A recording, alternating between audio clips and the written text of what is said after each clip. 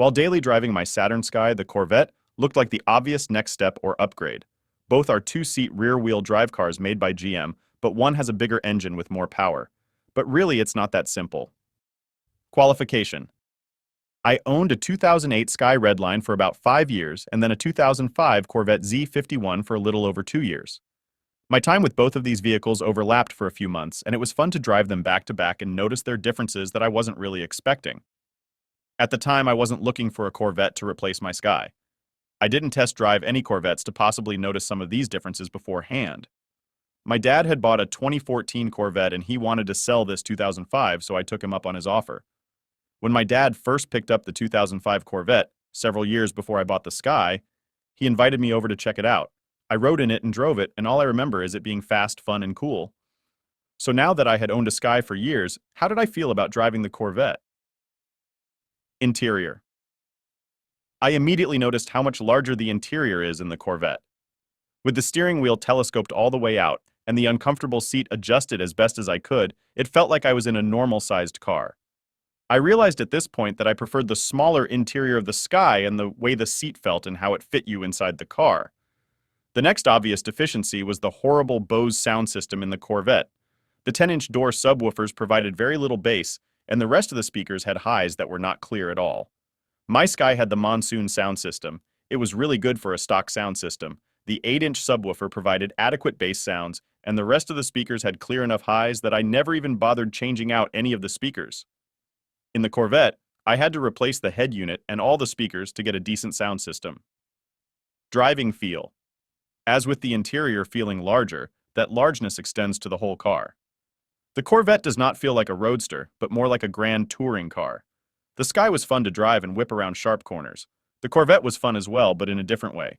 To me, it felt like you needed to be going 60 miles per hour or faster to enjoy the Corvette. Then the car felt like it would suck down to the road and be a blast to drive fast. I think part of that was due to the gearing, though. Gearing. This is one thing that I'd not considered before. How much gearing affects driving experience and enjoyment? The Sky has much shorter gearing and a slightly lower redline. The rev limit in the Sky is 6250, but you can feel the power start falling off after 5500, so I always shifted at 6000. In first gear, this puts you just above 30 miles per hour, compared to reaching over 50 miles per hour with first gear in the Corvette. This trend continues through the rest of the gears. The gearing in the Sky makes it more engaging to drive, which is what I want, and why I daily drive a manual transmission car. I do realize why the gearing is like this. With the torque the V8 puts out, you don't need short gears to accelerate fast, and it would make putting the power to the ground harder, but I still think the Corvette would be more fun with shorter gearing. This problem gets even worse if you don't have a Z51. Just look at these numbers.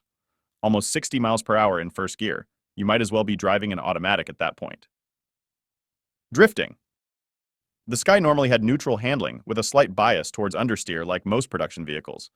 I felt that it would slide fairly easily with the amount of power it had, but it would spin out if you weren't careful and quick with countersteering. This is where the Corvette feels much better. It could initiate a slide much smoother and hold it easier.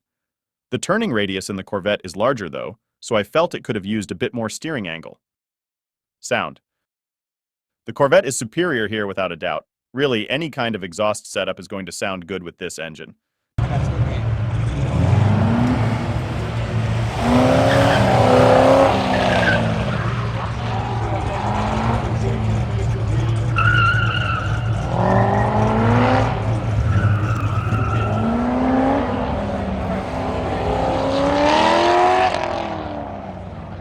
The Sky is best left with a very quiet stock muffler, so then you can hear the bypass valve whoosh on the turbo.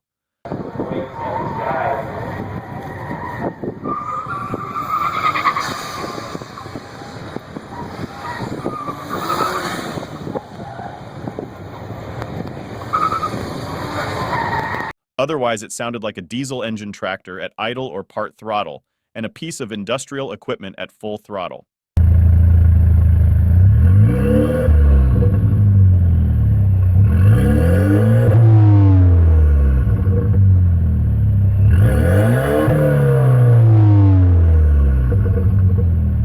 Aftermarket support. Neither of these cars are going to get a plus in this category.